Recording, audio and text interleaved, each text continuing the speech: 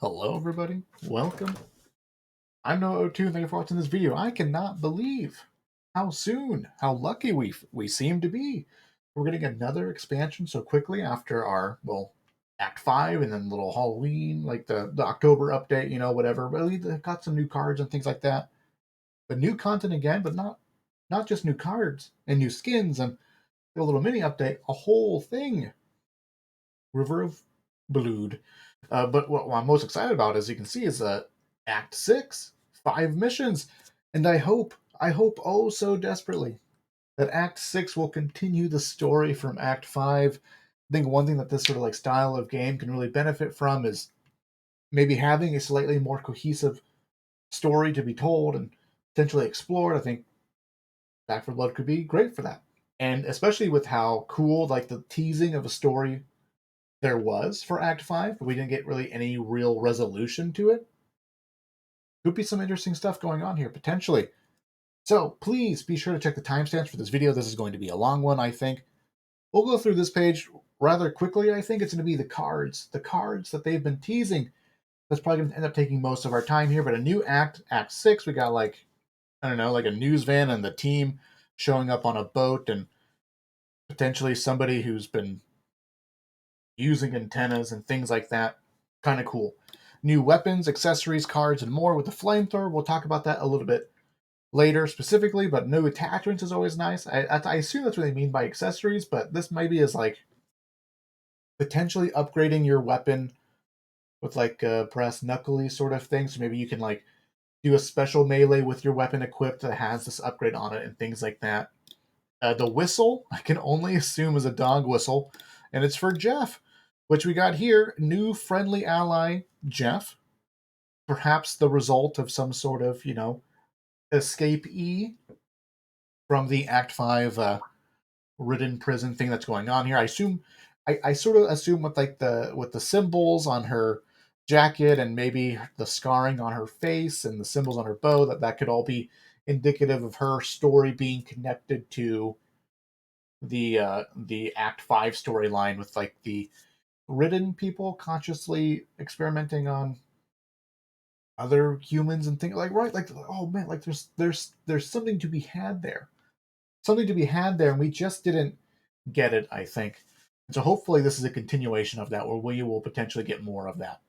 And so we got here Jeff seems to be our friendly neighborhood tall boy, but not so tall. He's the same height as her, I imagine, and he's got a friend in there, Talia, or Tala, I assuming her name is. New cleaner, always exciting. This will bring us up to 12 cleaners, I believe. And perhaps she'll have some sort of focus on the bow and arrow, or she'll be a cleaner who begins with the bow and arrow as her secondary, which is cool. And then we have new ridden and +2 variants. And this looks like a Venus flytrappy sort of thing here. Looks freaking sweet. Looks more alien to me. And let me tell you, I love xenomorphs.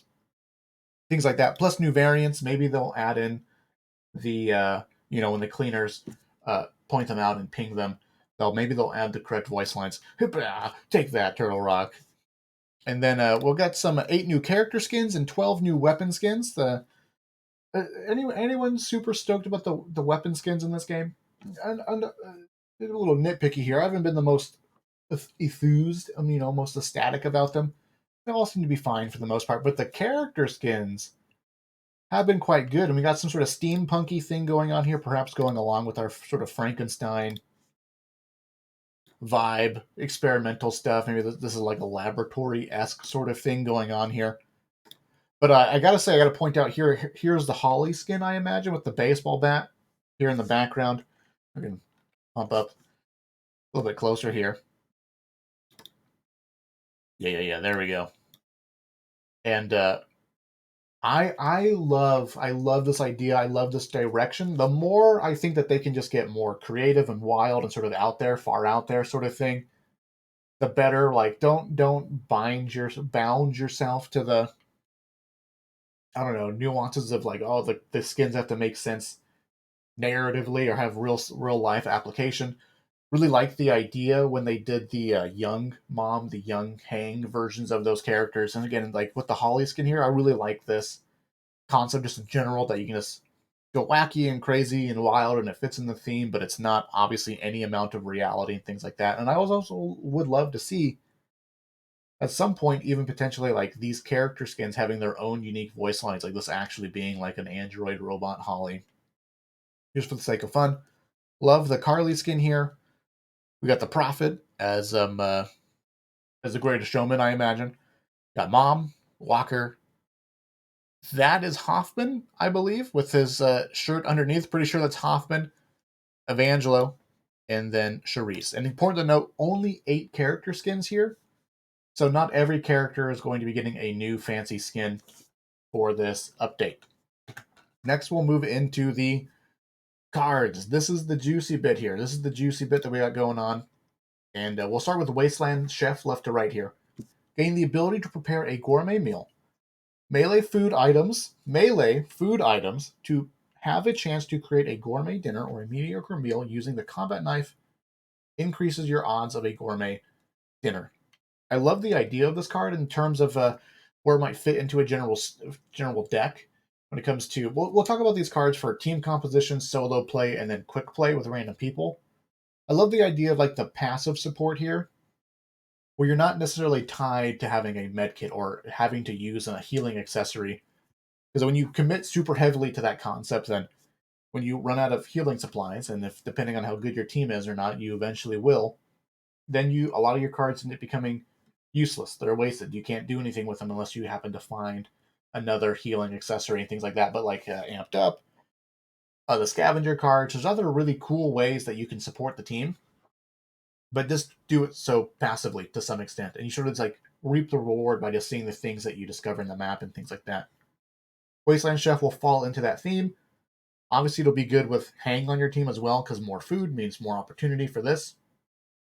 Whether or not this card will be good or ran, I think will depend a lot on how good the mediocre meal is, right? There's the gourmet meal and the mediocre meal. All of the food already does sort of like interesting niche things, but you need lots of it to build up over time, and it's sort of hard to get noticeable buffs on all 4 players on your team with just the standard food as it is right now. But again, it's all little bits of extra help here and there.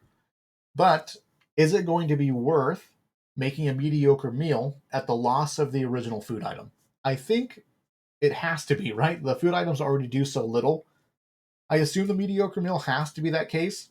And also, too, when it says meal, I'm assuming that all 4 players can then partake of the meal since you're the chef preparing the meal itself. And so I'm assuming that you'll turn one item that can only be consumed by 1 player into an item that can be consumed by all 4, I imagine. Also, too, there's like potentially like 10 plus food items per mission if you're running Hang or Food Scavenger and things like that. This is going to take time, or what? Like, I don't know exactly. Well, we're going to have to see all the details here, right? The proof it will be in the pudding. I don't know, right? But I think for the most part, so long as the mediocre meal, which I don't imagine is going to be negative effect, right? It's not going to be bad. Depending on how good that is, will determine whether or not one person and your team will run this card. So I think this card might potentially will have its place in a team composition where you're playing with 3 other people coordinating what all your decks are going to be and things like that. This could be a nice addition to a particular play style for that kind of game or for that team composition and things like that. When it comes to solo queue, playing with 3 random people, this could be a rough card to run because a lot of the support cards, only one player needs to have them for the most part, right? Having 2 players who are both being support, both running extra healing efficiency and medical professional and things like that, it doesn't matter to have 2 players on your team because they both do the same thing, and only one person can apply the mech at a time. So this might be a card in that same sort of vein. Having multiple copies of this doesn't really do anything, and so running this in quick play just a lot of times won't end up being worth it unless you're coordinating with the random people. Like, hey, what decks are you guys running? Because you don't want to have multiple copies of this because it would be redundant for the most part, right?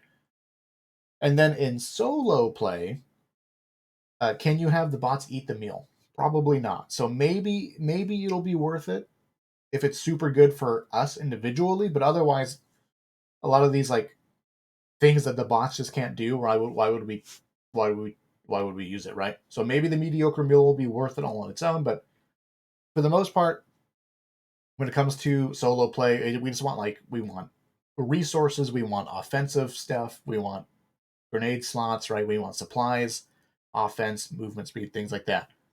Next, we have Sonic Disruptor. Emit a pulse that deals heavy stumble damage to nearby enemies and has a chance to knock off armor.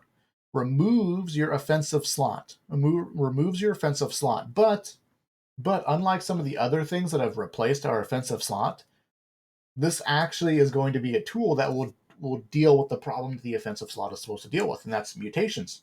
Because only we care about stumbling are mutations, right? So if this can stumble a tall boy very, very comfortably, this could be a viable option. That's right. Replacing our offensive slot might finally be a viable option here. Picking this up as our only means of dealing with a mutation, and then we cut out all of our grenade slots. We cut out all of our grenade damage that we're so, at least I'm so accustomed to having. That's like 3, 4, 5 cards, right? Replace 5 cards with this card, and then we can just run bullet damage and other utility things and stuff like that. There could be some viability here, but it'll depend on, does one push of the button actually stumble a tall boy? What's the range on it? Like how close do you need to get and things like that? I don't have those details. I know Swing Point probably has some of those extra details there, being part of the design team or something like that. I know what he's doing.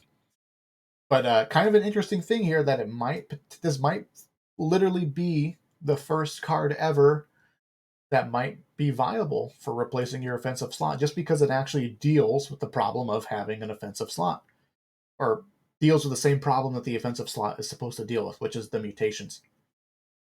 Then the Ether Bomb. Emit a gas that attracts ridden to you for 7 seconds, but also slows your movement speed by 50%. I love this. It replaces your support slot. I love it. Not that I don't think that this is going to be like a particularly good card, but when it comes to like card design in these games, having cards that guide players to a build, to a composition, to a role makes a lot of sense. It's why like the support cards are so naturally intuitive. You look at those support cards and you go, "Oh, I'll be a healer. I'll be the support player."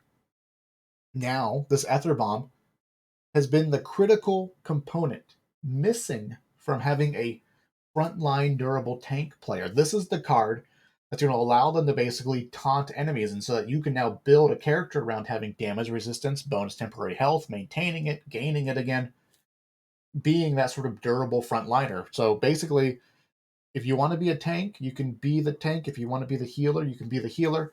I really, really love the addition of this card because basically it's going to open up the world now for cards like Motorcycle Jacket and Motorcycle Helmet and all those other cards that deal with your survivability and durability, which for the most part were not good to run in solo queue, were not good to run in quick play, and were questionable to have in a team composition anyways. Because if you just all run offensive things, then you don't take damage to begin with. And so I don't necessarily think that Ether Bomb and being a tank will be a good meta thing to do, but it will be a thing that you can do, and it could be fun, could be interesting, could be a different challenge, different play style on it. And I think it could be good enough to work in quick play and things like that. So very cool, very happy to see this Ether Bomb card here because it is expanding the idea of like pushing players into a role and helping them learn and understand that like these are the things that you can accomplish is really, really cool. And Ether Bomb is a card that players will see and then go, oh, hey, let me build a deck around it. And I think that's really fun and really critical part of maintaining a player population that's building a deck for themselves. Players who are thinking for themselves and things for themselves and things like that. Empowered Assault. After you kill a mutation, your next shot on a mutation is guaranteed to cause them to stumble. I have watched Swing Point's review of these cards. He mentioned that there are some typos in these cards. So, like, your next shot on a mutation is not what it's going to be. It'll be like the next time you deal damage to a mutation and things like that. So keep in mind that some of these cards are not 100% like ready to go. These are the general gist of what they're all going to be. But after you eliminate a mutation, your next shot on a mutation, or your next time you damage a mutation will guaranteed to stumble them. Team effect plus 5% team stumble damage. Very cool card, I think. Very cool, sort of like it almost feels like a support card in that like you can increase your team's overall offensive capabilities. Stumbling is a super valuable thing when it comes to dealing with tall boys, right? Something that's stumbled is effectively not active. It's effectively been removed from the game because it's stunned. It can't do anything. So being able to do that more reliably, more comfortably is actually super, super strong, super powerful. It's basically in lieu of a grenade. And when it comes to dealing with tall boys in a swift and easy manner, having enough DPS to deal with them is critical, which is why we always rely on grenades. But if you can also just stun them, that buys you more time to keep dealing damage to them. You can save grenades. And so Empowered Assault, potentially very cool card to have. I think especially in a team composition where you can have all 4 players running it, and now you got plus 20% stumble, but also whenever a mutation does end up going down, you're guaranteed that somebody will be stumbling the next mutation. Hopefully there'll be a nice clear indicator, a buff, as far as knowing who got the elimination so that they can then hold their shot for the next tall boy, basically. Because you don't want to waste the stumble on a stinger, which already gets stumbled pretty much instantly, right? And things like that. No, actually, not the stinger. Screw the stinger. The stinger will jump out of the bushes backwards and shoot you in the face from 100 meters away. But basically, having that instant stumble could be a very valuable thing. And this could be a very potentially powerful card to have all 4 players on your team running. Also, too, I guess I would say in solo mode, this might be good as well because the bots already do pretty good damage because the bots' weapons scale as you go through the campaign, and so they actually do pretty decent damage with their like automatically leveling up weapons. So increasing their stumble damage could be very powerful. Though I don't know how the team effects are always working or not with the bots. It's a little questionable. So potentially very good card to run in team compositions and solo play. In quick play though, with 3 random people, it might be too little. It could be good. I don't think it's necessarily ever going to be a bad card in that respect. Now we have Phosphorous Tipped, and I think here what I see here is a automatic weapon synergy here that we got going on. Excuse me while I rub my eye. Phosphorous Tipped continuous gunfire gives an escalating chance to set targets on fire. And now when it comes to dealing with the Horde, not really an issue. When it comes to dealing with Stingers and the Reeker variants, not really a big deal. Dealing with the tall boys, though, or with bosses, which have significantly higher health pools and everything else, adding any amount of extra DPS to them can be critical to being able to eliminate them quickly and swiftly and safely. And so I love the idea of Phosphorous Tipped here because it's just extra DPS in general, depending on how long maybe this card keeps things on fire and things like that. We don't know those details. I would love Turtle Rock, please. I would love tooltips. So that when I hovered over this card, it would give me the stats of how much damage this did, how long it lasted, what the chance was, what the chance per continuous gunfire meant, and things like that. Like, I would love a little more detail here instead of us having to like go into a round and just experiment with it and figure it out ourselves, right? Like, I would just love a tooltip here. But if this works in a similar sense to Film Full of Lead, which I made a little video about, and how LMGs are the best weapon for that, and how right now the single fire weapons and synergize with it really well is also. Phosphorous Tipped might be a really nice card to run alongside Film Full of Lead, and thus in turn suppressing fire and things like that. And so what I see here is sort of like a really powerful DPS LMG sort of style deck where you can shoot at mutations or tall boys, slow them down, do bonus damage, empty your magazine faster, and set them on fire now. I feel like there's a lot of potential bang for your buck here as far as just getting a lot of value out of very few cards. Like 3 cards can be potentially a huge amount of DPS if you have a good LMG at your side, right? Also, too, I sort of see like a little side synergy of like obviously Pyro's quite good. Then you can run it with T5. There's a lot of potential, I think, like with Fire now being its own archetype, right? Like running your own Pyro Fire deck and things like that. Phosphorous Tip will probably be a part of it. Also, too, that last card we just looked at, right, with the whoever gets the last hit on a mutation gets a little buff for stumbling. Phosphorous Tip can also potentially help you guarantee that you're the player on your team getting that last hit, because not only are you shooting at it with your teammates, you're also now setting on fire, giving another tick of damage to potentially hit that. Just sort of a little side synergy there, but it might be kind of cool. Love this card. Very fun looking card here. Cleansing Fire. Gain a stacking 5% damage resistance every second you're on fire for a maximum 5 stacks lasting for 15 stacks. So obviously we're looking for the Damnation Shotgun here. But fire now also removes negative status effects and gives you plus 40% fire resistance. Very interesting card here. I love the idea of this card. The sort of like this looks like this card takes the concept of like having a negative effect for a benefit, but makes it look more fun, and it's more thematic than what some of the cards were in the past. Instead of having the red text, basically you set yourself on fire in the video game here, and you get bonus damage resistance. So being on fire becomes less and less hurtful, I guess. Up to 25%. Already have a natural fire resistance, so kind of a cool idea, kind of a cool concept, as well as one of those ideas where like or if this works with the Damnation Shotgun, then this can like I love the idea in these rogue-like video games like Slay the Spire, where there's always this potential where you can get to a state of being totally broken. And Cleansing Fire sort of reminds me of that concept where you can get to a state, you have Cleansing Fire, you got the Damnation Shotgun, you got Pyro, and basically you can just throw Molotovs at your feet and generate Molotovs with other tools in your kit, and just have infinite Molotovs potentially and lots of fire, and you're just invulnerable. With huge, like I love the idea of potentially building a deck where if things go right in the raid over the course of a campaign, you get to this like sort of super wild broken state. Would love to see some sort of concept like that in Back for Blood to truly embrace that like rogue like style of gameplay. And Cleansing Fire sort of gives me that vibe here, where there might be some extenuating circumstances where Cleansing Fire could be bonkers strong as far as making you durable and strong and healthy constantly.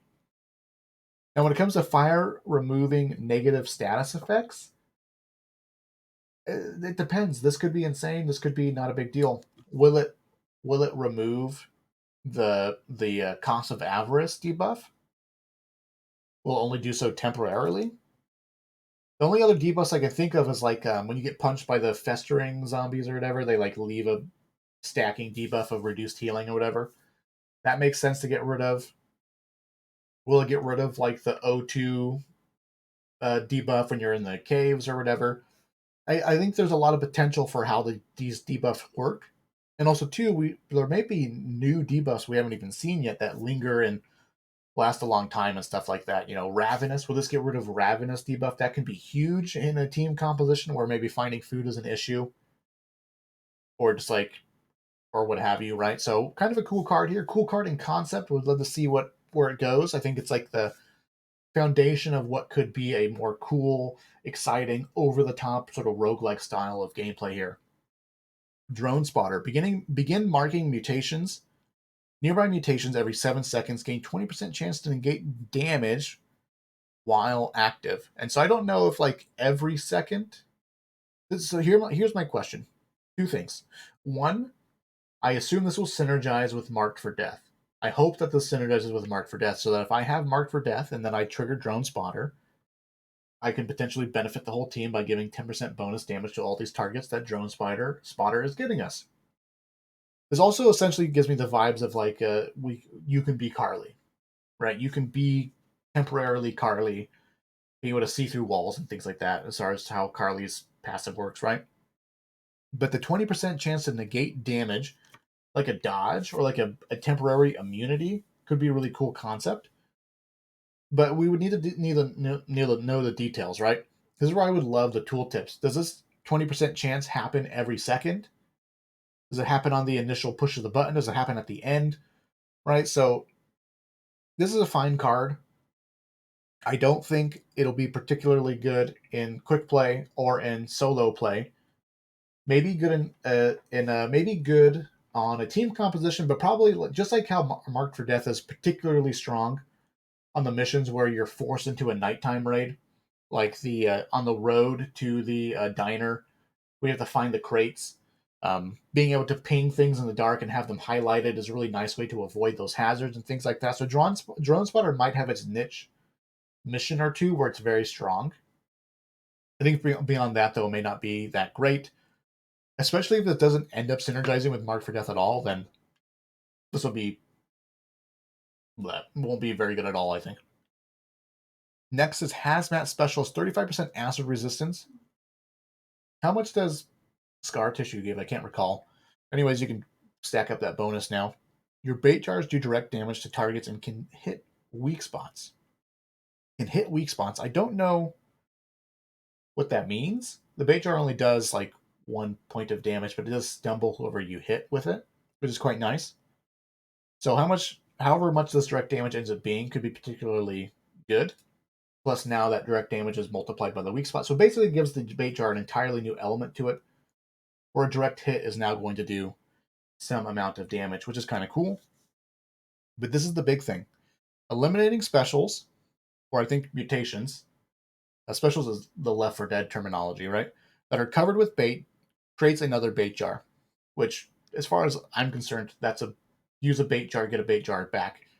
In my testing of the bait jar, the effect was infinite. I couldn't tell when it wore off. As far as I can tell, for the entirety of that, for up to like a minute, the mutation had the bait goop on it visually, and they always suffered the slowing effect well after the duration of the bait jar. And so if that's the case, then which I assume it's not, using a bait jar is guaranteed to give one back. Which I can't. I assume it can't be the case, right? I assume that cannot be the case. I think maybe it'll be based off of the current duration of the bait jar, which, again, the most important upgrade in the team is the offensive slot upgrade, or the offensive item upgrade, giving them from normal to purple and things like that, which increases the duration of the bait jar. And having a longer bait jar can only imagine making this team effect even more powerful and things like that. But again, this is a card that's going to help guide players into a team composition or into a build. A card where a player now goes, "Oh right, I'm going to run bait jars, and that's what I'm going to run, and that's what I'm going to do." And then they'll see other cards that have bait jar in the title, like what is it? Like Highwayman, which can drop bait jars now. Which is, if you didn't know, a little secret thing. I don't recall it being in the patch notes, but it drops bait jars alongside Molotovs, and so now there's more synergy, more connection between cards, and I just love the idea of Hazmat Specialist as far as helping bridge those gaps between cards together and things like that, right? And so potentially a very powerful card. Any card that lets us generate more resources is top tier. It's so good, it's so strong, and so I think Hazmat Specialist will probably see a place in team compositions almost always, depending on how easy it is to trigger this team effect, because infinite crowd control, along with like dealing damage and stumbling a tall boy. Like, this is insane. Like, this card's crazy good because bait jars already stumbled a tall boy. Now it'll do bonus damage to them, and it will control the horde. And mutations are always like strongest in confined spaces, and also strongest when there's a horde event happening, right? But, if we're in open space, we can dodge mutations all day long.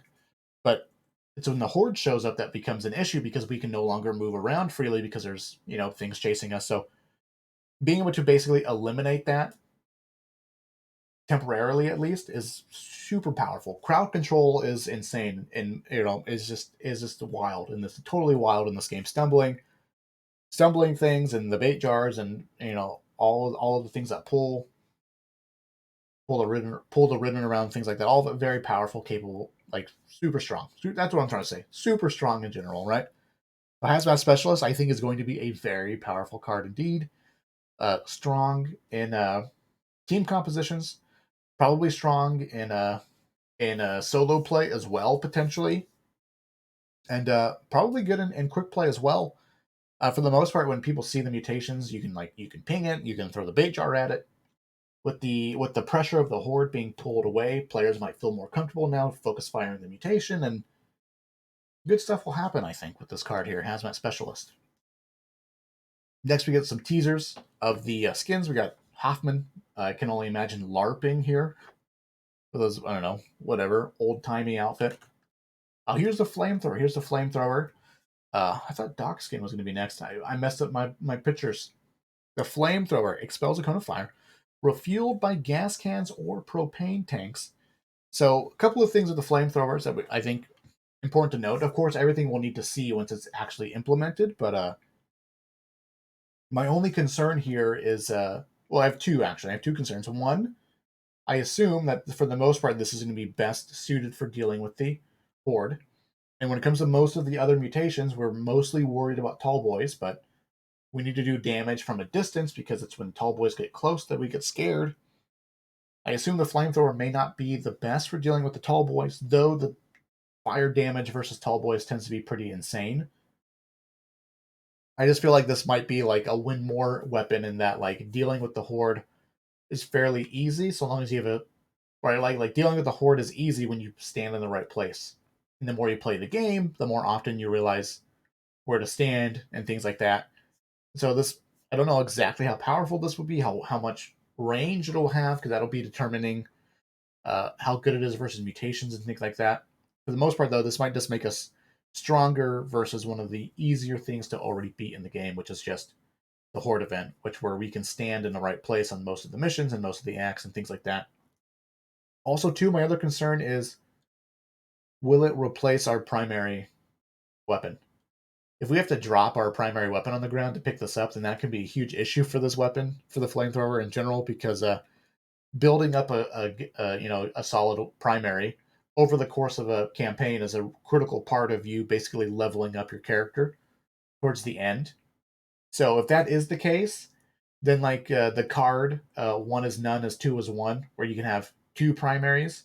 That card might get some extra value. I know a lot of you guys already like that card, but I'm not the biggest fan of it. But if you're potentially looking to run the flamethrower, and if that is the case with the primary weapon stuff, then the two is one might be a necessary card for you and things like that, and give more value. Give it additional value basically to that card, where having two primaries is going to give you more nuanced value and things like that as far as how your run might potentially go and stuff like that. Because I assume you'll be able to carry this plus another primary. So we'll have to see exactly how this works, but there might be some concerns and issues with this. I'd actually love to see this basically placed automatically in certain missions, just sort of like in Hell's Bells, where there is a minigun in the forest at some point. Seeing this like as like a reoccurring fixture on some of the maps, some of the finales and things like that. That would be a nice addition for this to sort of attribute to the game overall and things like that. And then lastly is the new outfit for Doc, which is cool. For the most part, I think a lot of the character skins have been really good for this game. Not so much for the weapon skins, but character skins, pretty good. So that's it. This is a long video. Thank you guys for watching. I appreciate it. And I will see you in the future.